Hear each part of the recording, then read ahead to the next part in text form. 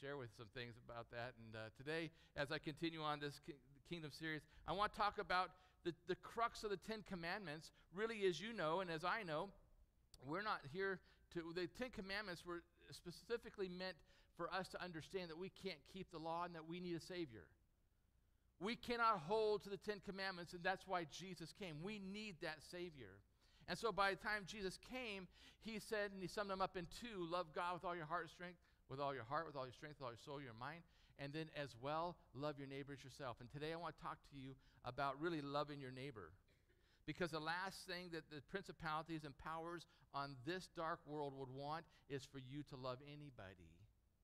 In fact, they'll create everything possible that you don't love people, or that you do somehow dramatically impact them in a negative way.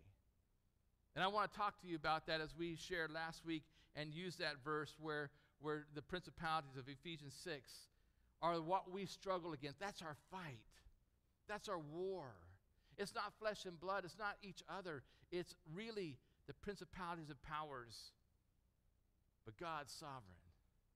God reigns. God's over all things. And so I'm preaching from that point of view this morning, that point of truth. The psalmist in 47 said this: "For God is the king of the whole earth." He reigns. God reigns over the nations. God sits on his holy throne. The nobles of the nations assemble along with the people of God, of the God of Abraham. For God has authority over the rulers of the earth. He is highly exalted. And the second verse that I used last week as we opened the series was out of Colossians, and it says, "For by him all things were created, in heaven and on earth, visible